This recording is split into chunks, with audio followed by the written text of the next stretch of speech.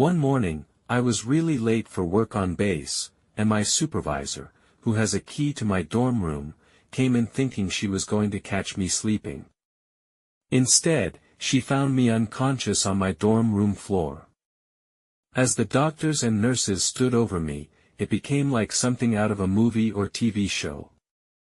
My vision started to go left and right, things got hazy, and it didn't feel like reality.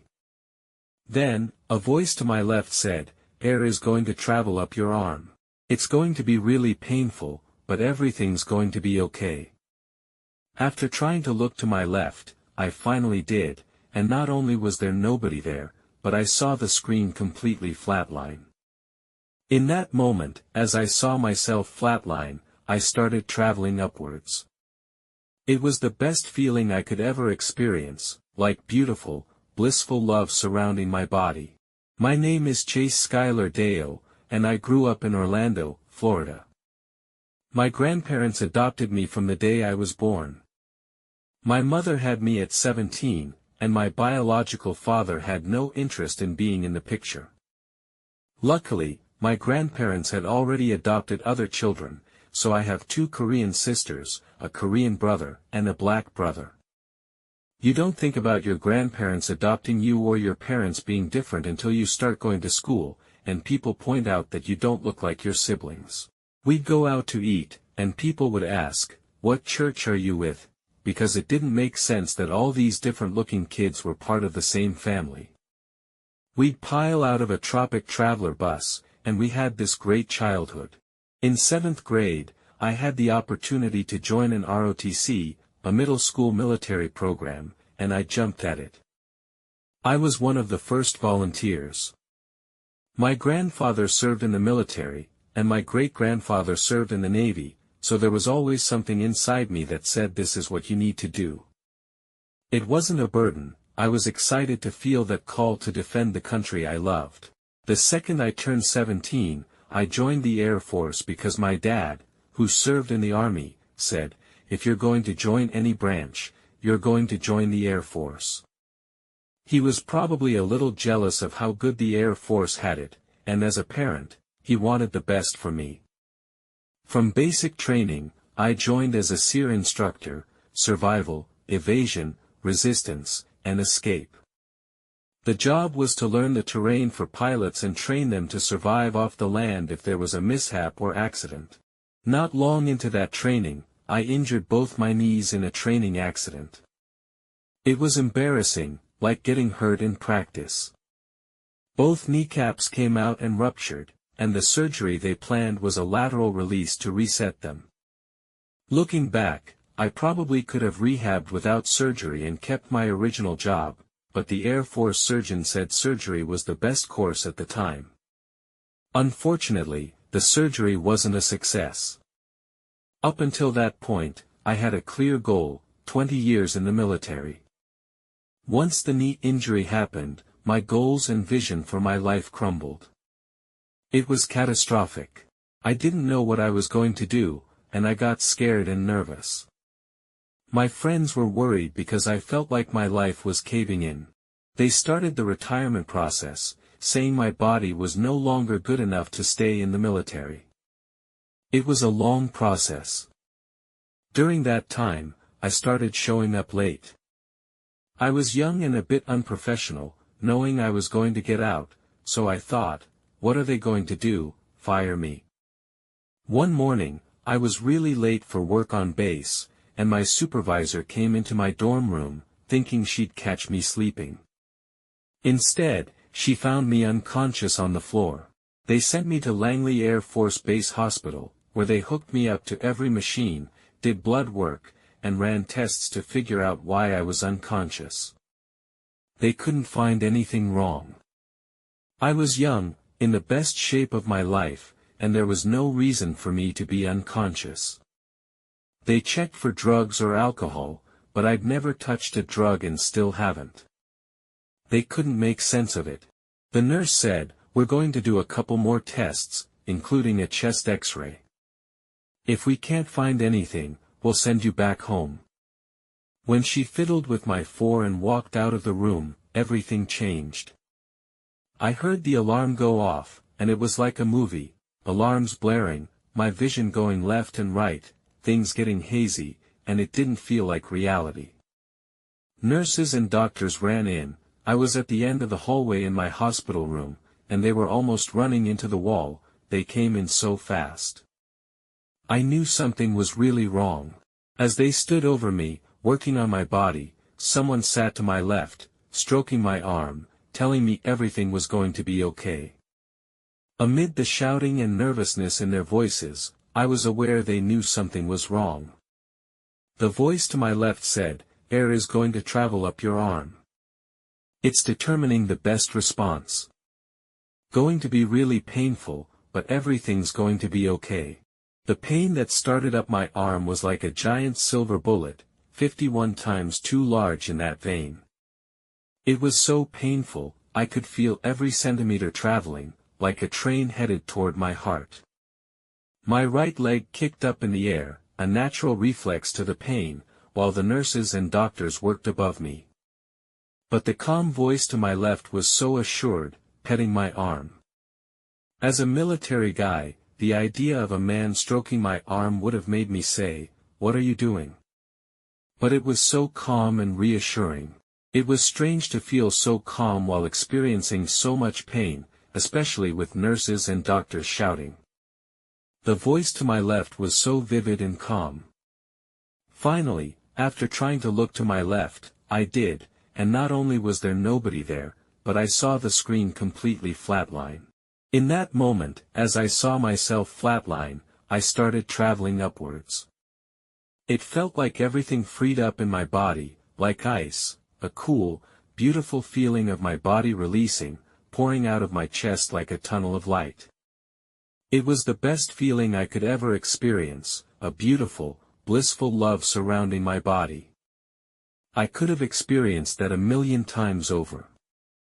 There's no way to describe it, but I was moving upwards to an area I couldn't see, yet I had complete trust that where I was going was beautiful. If this was the feeling now, I could only imagine where I was headed. Before long, I ended up in a garden filled with flowers and plants I'd never seen before, with vibrant, beautiful colors. It was like looking into the sun, where you have to squint because everything was so colorful. I had no preconceived notion of heaven. I grew up loving Elvis and thought he'd be waiting there, everything calm and peaceful in the clouds. But the heaven I experienced was so much more vivid and real. There wasn't a floating sense, my body felt light, with zero gravity, but the garden and leaves were so real. The plants and flowers were so bright, with colors we don't have here, purple, red, blue, but those words don't do it justice. Everything vibrated, and I felt so in tune and connected. On earth, you might say a plant or flower is beautiful, but in heaven, I was feeling the plants and flowers. In dreams, you don't necessarily feel things, you envision them. This was so real because I was feeling things. I felt the grains of dirt between my toes, and I hate being barefoot, so that was a vivid memory. Ahead of me, I saw a gentleman in a robe chasing a little boy, about 3 or 4 years old, with curly blonde hair. The boy was running ahead, looking back cheekily, and I watched this beautiful interaction, like father and son. The boy was so happy, purely enjoying life. As I got closer, I looked down and realized, oh my gosh, that's me. I forgot I had blonde curly hair and used to be that happy, laughing and smiling constantly as a kid, no matter what was going on. By 19, I was taking life so seriously, worried about my career and the military, and I'd forgotten that happy kid.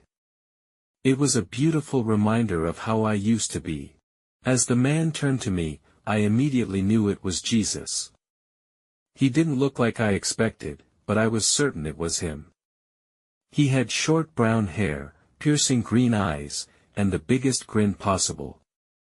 Growing up, I pictured a man with long blonde hair, skinny, but this man was healthy and peaceful in a robe. I knew it was Jesus as surely as I know my left hand from my right. He showed me, This is what your life should be, spreading light, love, and laughter. It was a reminder that I'd forgotten but always known the joys in life, finding reasons to smile. I was taking life too seriously in the Air Force, thinking my life was over because my military career was done. That conversation was enough for me to realize I was focusing on the wrong things: career, money, car payments, when none of that matters. It's about feeling fulfilled and giving back to the world by making people smile. It was a lesson that life is about finding joy, laughter, and happiness forever. We stood there for a while, and time stood still. I couldn't say if it was 5 minutes or 5 hours. I gained so much knowledge I felt I already knew, in a friendly relationship like I'd spent time with him before. He joked, smiled, and said, "You have to go back." I didn't argue. I said, "Yeah, I know." It was a reminder that I'd been there multiple times, maybe not as dramatic as a near-death experience, but I'd been there. It was like, you can't stick around too long, you've got to go back. It was playful, like saying goodbye to a friend you've seen before and will see again. There was no part of me that wanted to stay. It was like spending time with a friend and knowing you have to go back home. It felt understood that I had more to do. Before I knew it, I was back in my body in a different city, off base. The Air Force had sent me to a hospital in Hampton, Virginia, where I was pronounced dead. I woke up, opening my eyes, thinking it was the best dream. I closed my eyes to go back, but I couldn't. My body felt normal, with no pain in my chest. The confusion set in because I wasn't in the same room I died in, and the people in the hallway weren't in military uniforms, so I knew I wasn't on base. A nurse peeked in. I said hello, and she looked frazzled, saying, "I'm going to get a doctor," and ran off. A doctor came in and said, "I don't know what to tell you, but we're sending you back to the Air Force, and they can do what they want with you." That was it. I called a friend and said, "I just died. Can you pick me up from the hospital?" They said, "Of course," and we went to Chick-fil-A because I was starving. Death made me hungry. I wanted to get out of town for a couple of days, confused and not wanting to sit in the same dorm room. We went to Washington, D.C., saw the monuments, and took pictures. During that time, my left arm was black and blue from the air traveling to my heart. The bruising was so bad, I went back to the hospital to get answers. They documented that I'd suffered an air embolism, where air traveled to my heart. It seems the nurse accidentally let air through the fore in one of my main veins, causing me to flatline. The nurses and doctors couldn't make sense of it either. They didn't know how many people survive flatlining, so there was never an honest conversation about what happened or how I was still here. From then on, I didn't feel comfortable telling people the story, worried they'd think I was crazy. I didn't know about near-death experiences or NDEs. That world didn't make sense to me. I only told close people, unsure how to navigate this new experience. By July 8, 2008, just a few months later, I was fully retired from the military. Within a week of getting back, my life changed dramatically. Anything that looked fun or interested me growing up, I decided to do. I joined a breakdancing club at a local university I didn't attend, did stand-up comedy, got into photography, and photographed weddings. I learned ballroom dancing and became an instructor. I was checking things off a list, thinking, I have another opportunity to be here, and I'm going to enjoy life. I hosted contests with celebrities, went on TV, and was an announcer for a local baseball and hockey team in Norfolk, Virginia, for a couple of years. I wanted to do things that made me happy and spread the light, laughter, and love I was told to share. But then, part of me said, it's time to grow up and get a real job. So, I took a corporate job at a radio station. It was fulfilling.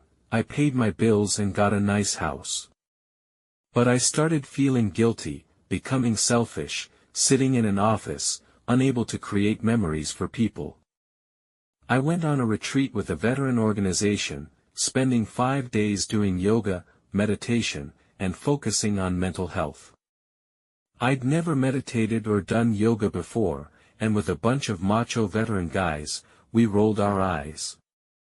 But by the end of the 5 days, it was the happiest I'd ever been. My wife noticed immediately that Friday afternoon, saying, "You're a different person. You seem so relaxed." I'd been so focused on my serious executive job, and she saw I was happy with myself. I started asking again, what is my purpose? Why am I here? I remembered my near-death experience. Within a day or two, my body changed, becoming aware of my surroundings.